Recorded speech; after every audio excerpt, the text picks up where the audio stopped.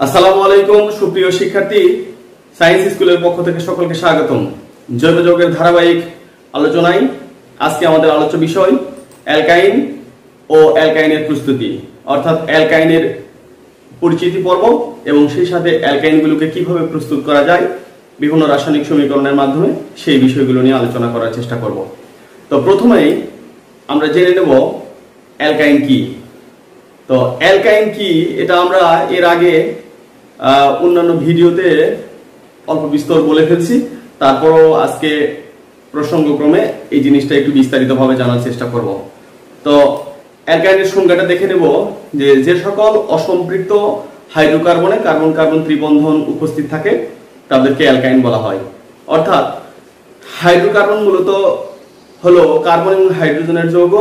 এই কার্বন এবং হাইড্রোজেনের যৌগে যদি কার্বন কার্বন একটি ত্রিবন্ধন থাকে তাহলে সেটাকে আমরা অ্যালকাইন বলি। তাহলে অ্যালকাইনের এই সংজ্ঞা অনুসারে একটি উদাহরণ দেখে নেব। যেমন অ্যালকাইনের সবচেয়ে ছোট এবং সহজ সরলতম উদাহরণ হচ্ছে ইথাইন অথবা অ্যাসিটিলিন, অর্থাৎ ইথাইন বা অ্যাসিটিলিন। অর্থাৎ আমাদের মূল নামের যে অ্যালকেনের যে মূল নাম থাকে তার সাথে আইন শব্দটি লাগাইলে পরে এই অ্যালকাইন পাওয়া যায়। অর্থাৎ ইথেনের ইথ এর সাথে আইন লাগাই দিলে ইথাইন হয়ে যায়।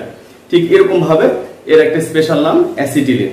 তো এই অ্যালকাইন গুলোকে একই সাথে যদি অনেক অ্যালকাইনকে জানতে চাই তাহলে তার একটি কমন বা সাধারণ সংকেত জানা প্রয়োজন। তাহলে এবার জেনে নেব অ্যালকাইনের সাধারণ সংকেত কি। অ্যালকাইনের সাধারণ সংকেত মূলত CnH2n-2, অর্থাৎ কার্বনের সংখ্যা যদি n হয় তাহলে হাইড্রোজেনের সংখ্যা তার ডাবলের চাইতে 2 কম। তাহলে এই সাধারণ সংকেতের উপর ভিত্তি করে আমরা উদাহরণও দেখে নেব। তার আগে জেনে নেই n এর মান কত হতে পারে। n এর মান 2 থেকে শুরু, উপরের যে কোনো পূর্ণ সংখ্যা হতে পারে, 2, 3, 4, 5, 6 এগুলো। n এর মান 1 হওয়া সম্ভব নয়। এর কারণ হলো আমরা সংজ্ঞায় জেনেছি যে অ্যালকাইনে অবশ্যই কার্বন কার্বন ত্রিবন্ধন থাকতে হবে। যেহেতু কার্বন কার্বন ত্রিবন্ধন থাকতে হবে সেহেতু এক কার্বনে কখনো ত্রিবন্ধন থাকা সম্ভব নয়। এই কারণে অ্যালকাইনের সবচেয়ে সরলতম সদস্য 2 কার্বন বিশিষ্ট হতে হবে। যদি n এর মান 2 হয় তাহলে সেক্ষেত্রে হবে ইথাইন, যেমন এরকম CH triple bond CH। n এর মান যদি 3 হয় তাহলে সেক্ষেত্রে হবে প্রোপাইন, সেক্ষেত্রে সংকেতটি হবে CH ট্রিপল বন্ড CH3। ঠিক এভাবে আমরা পরবর্তী যে সদস্যগুলো আছে সেই সদস্যগুলোর সংকেত এই সাধারণ সংকেতের মাধ্যমে নির্ণয় করতে পারবো। সেই সংকেত থেকে আমরা এভাবে নামকরণও করতে পারবো, যেমন বিউটাইন, পেন্টাইন, হেক্সাইন, হেপটাইন, অক্টাইন, ননাইন, ডেকাইন ইত্যাদি। এরপরে আমাদের অ্যালকাইনের প্রস্তুতিতে অনেকগুলো পদ্ধতি থাকলেও আমরা একটি সবচেয়ে কমন পদ্ধতি দেখে নেব। এই পদ্ধতি আমাদের অ্যালকাইনের জন্য অতি পরিচিত, যেমন ক্যালসিয়াম কার্বাইড থেকে। লক্ষ্য করি ক্যালসিয়াম কার্বাইড মানে ক্যালসিয়ামের সাথে যদি কার্বন সরাসরি যুক্ত থাকে তাহলে সেই যৌগকে বলি আমরা ক্যালসিয়াম কার্বাইড। তাহলে সংকেতটি আমরা দেখে নেব। তার আগে আমরা মূলনীতিটা দেখার চেষ্টা করব। দেখি মূলনীতিতে বলা হচ্ছে ক্যালসিয়াম কার্বাইডে ফোটায় ফোটায় পানি যোগ করলে ইথাইন উৎপন্ন হয়। অর্থাৎ ক্যালসিয়াম কার্বাইড নিয়ে যদি তার মধ্যে ফোটায় ফোটায় পানি যোগ করা হয় তাহলে ইথাইন উৎপন্ন হয়। এখানে ইথাইন প্রস্তুতির একটি স্পেশাল পদ্ধতি। ইথাইন ও অ্যালকাইন, ইথাইন প্রস্তুতির একদম স্পেশাল। অর্থাৎ এই পদ্ধতি প্রয়োগ করে অর্থাৎ ক্যালসিয়াম কার্বাইড থেকে অন্য কোনো অ্যালকাইন প্রস্তুত করা যায় না। শুধুমাত্র ইথাইনের জন্য এই পদ্ধতিটা একদম স্পেশাল। তাহলে ক্যালসিয়াম কার্বাইডের সংকেতের দিকে আমরা লক্ষ্য করি CaC2। এর সাথে পানি যোগ করছি, যোগ করার ফলে এখানে উৎপন্ন হয়ে গেছে অ্যাসিটিলিন বা ইথাইন এবং সেই সাথে উৎপন্ন হয়েছে ক্যালসিয়াম হাইড্রোক্সাইড। তাহলে এই পদ্ধতির মাধ্যমে আমরা ইথাইন প্রস্তুত করতে পারবো। এরপরে আমরা একটি সাধারণ প্রস্তুত প্রণালী জানবো, অর্থাৎ যে প্রস্তুত প্রণালীর মাধ্যমে সকল অ্যালকাইন প্রস্তুত করা যায় সেই পদ্ধতির জন্য আমাদের বিষয় হচ্ছে এরকম যে জেমিনাল ডাইহ্যালাইড। তাহলে এই শব্দটার সাথে পরিচিত হতে হবে। জেমিনাল ডাইহ্যালাইড মানে কি? জেমিনাল ডাইহ্যালাইড মানে হচ্ছে যে সকল ডাইহ্যালাইডে দুইটি হ্যালোজেন পরমাণু একই কার্বনে যুক্ত থাকে। আমরা যখন সংকেত দেখব খুব সহজেই বুঝতে পারবো। তার আগে মূলনীতিটা দেখে নেই। জেমিনাল ডাইহ্যালাইডকে অ্যালকোহলীয় পটাশ, কস্টিক পটাশ অথবা কস্টিক সোডার সাথে মিশ্রিত করে উত্তপ্ত করলে অ্যালকাইন উৎপন্ন হয়।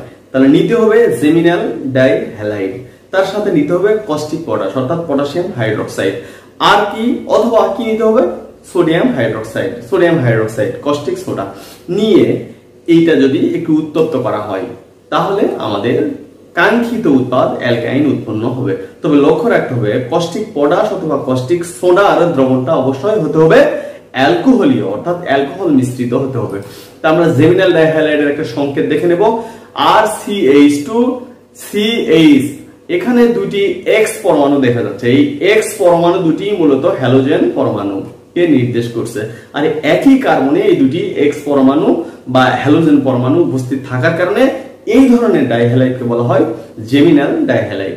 তার সাথে পটাশিয়াম হাইড্রোক্সাইড অ্যালকোহলীয় দেওয়া হয়েছে অর্থাৎ অ্যালকোহলীয় কস্টিক পটাশ দেওয়া হয়েছে। দিয়ে যদি আমরা তাপ দেই, তাপ প্রয়োগ করলে আমাদের কাঙ্ক্ষিত উৎপাদ অ্যালকাইন উৎপন্ন হয়।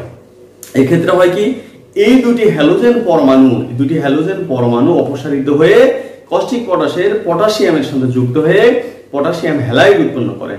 আর পার্শ্ববর্তী কার্বন থেকে হাইড্রোজেন পরমাণু মিলে OH এর সাথে যুক্ত হয়ে পানি উৎপন্ন হয়। তাহলে এখানে সাইড প্রোডাক্ট হিসেবে থাকতেছে পটাশিয়াম হ্যালাইড এবং সেই সাথে পানি। ঠিক এইভাবে আমরা যে কোনো অ্যালকাইন প্রস্তুত করতে পারবো। এই অ্যালকাইন প্রস্তুতির উদাহরণ হিসাবে আমরা প্রোপাইন প্রস্তুতিটি এই পদ্ধতির মাধ্যমে দেখে নেব। প্রোপাইন প্রস্তুতি এই পদ্ধতির মাধ্যমে দেখার জন্য আমরা প্রথমে এই প্রোপাইল ডাইহ্যালাইড নিয়েছি। প্রোপাইল ডাইহ্যালাইড নিয়ে তার সাথে পটাশিয়াম হাইড্রোক্সাইড অ্যালকোহলীয় দ্রবণ দিয়েছি, দেওয়ার পরে তাপ দিয়েছি। তাপ দেওয়ার ফলে আমাদের উৎপন্ন হয়েছে প্রোপাইন এবং সেই সাথে পটাশিয়াম হ্যালাইড এবং পানি উৎপন্ন হয়েছে। ঠিক এইভাবে প্রোপাইন, বিউটাইন, পেন্টাইন যে কোনো কিছু আমরা প্রস্তুত করতে পারবো। এরপরে আরো একটি কমন এবং সাধারণ প্রস্তুত প্রণালী দেখে নেব। সেখানে দেখা যাচ্ছে ভেসিনাল ডাইহ্যালাইড। ঠিক আগের মতোই এটাও যে ভেসিনাল ডাইহ্যালাইড নিয়ে তার সাথে যদি এই কস্টিক পটাশ অথবা কস্টিক সোডা অ্যালকোহলীয় দ্রবণ যোগ করা হয় তাহলে আমাদের কাঙ্ক্ষিত উৎপাদ অ্যালকাইন উৎপন্ন হয়। ঠিক আগের মতোই হুবহু ভেসিনাল ডাইহ্যালাইড থেকে অ্যালকাইন প্রস্তুতি এবং জেমিনাল ডাইহ্যালাইড থেকে অ্যালকাইন প্রস্তুতি মূলত একই পদ্ধতি অনুসরণ করে। তাহলে আমরা একটু সংকেত দেখে নিব। ভেসিনাল ডাইহ্যালাইড মানে কি বোঝানো হচ্ছে যে দুটি হ্যালোজেন পরমাণু দুটি পাশাপাশি ভিন্ন কার্বনে যুক্ত থাকবে, তাহলে সেটাকে আমরা বলবো ভেসিনাল ডাইহ্যালাইড। তার সাথে এই পটাশিয়াম হাইড্রোক্সাইড দেওয়া হয়েছে অ্যালকোহলীয় এবং দিয়ে এটা মূলত এই পদ্ধতিতে সোডামাইড যোগ করা হয় অর্থাৎ সোডিয়াম অ্যামাইড NH2 দিলে পরে আমাদের এই অ্যালকাইন উৎপন্ন হয়। কাঙ্ক্ষিত উৎপাদ অ্যালকাইন উৎপন্ন হয়। আগের মতোই সমীকরণ, সব একদম একই রকমের। এরপরে আমরা এর একটি উদাহরণ দেখে নিব বিউটাইন প্রস্তুতি এই পদ্ধতির মাধ্যমে। তাহলে ভেসিনাল ডাইহ্যালাইডের একটা বিউটাইন প্রস্তুতি আমরা দেখে নেব। এরকম একই কার্বনে নেওয়া হয়ে গেছে আমাদের জেমিনাল ডাইহ্যালাইডের মতো। এরকম করে নিয়ে একইভাবে আমরা এরকম অ্যালকাইন প্রস্তুতির যে বিউটাইন এটা আমরা এইভাবে এই সমীকরণের মাধ্যমে প্রস্তুত করতে পারবো। এরপরে আসি টেট্রা হ্যালো অ্যালকেন থেকে। ঠিক আগের মতো আগের পদ্ধতিগুলোতে ছিল দুটি করে হ্যালোজেন পরমাণু একই কার্বনে অথবা ভিন্ন কার্বনে। এবার চারটি হ্যালোজেন পরমাণু পাশাপাশি দুটি কার্বনে থাকবে। থাকলে পরে সেখান থেকে আমরা অ্যালকেন প্রস্তুত করতে পারবো। তবে এক্ষেত্রে মূলনীতিটা হচ্ছে এরকম যে টেট্রা হ্যালো অ্যালকেনকে অ্যালকোহলীয় অর্থাৎ ইথানলীয় জিঙ্ক চূর্ণ সহ উত্তপ্ত করলে চারটি হ্যালোজেন পরমাণু অপসারিত হয়ে অ্যালকাইন উৎপন্ন হয়। টেট্রা হ্যালো অ্যালকেনের সাথে যদি ইথানলীয় জিঙ্ক চূর্ণ যোগ করা হয় তাহলে এই চারটি হ্যালোজেন পরমাণু অপসারিত হয়ে এরকম অ্যালকাইন উৎপন্ন হয়।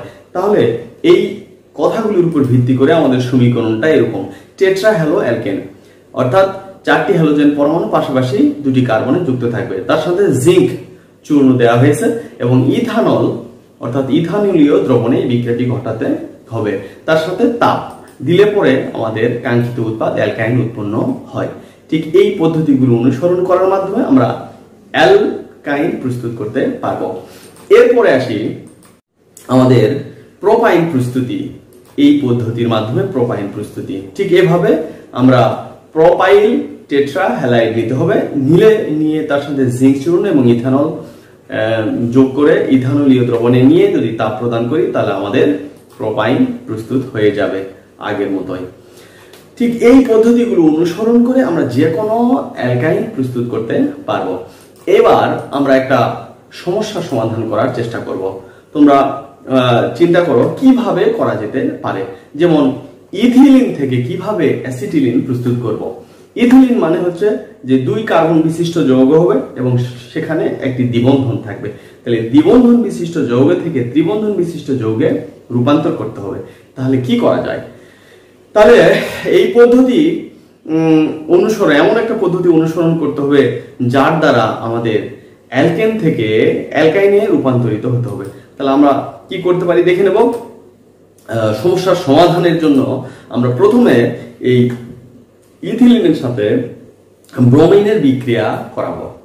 কার্বন টেট্রাক্লোরাইড দ্রবণে উপস্থিত ব্রোমিনের সাথে যদি ইথিলিনের বিক্রিয়া দেওয়া হয় তাহলে 1,2-ডাইব্রোমো ইথেন উৎপন্ন হয়।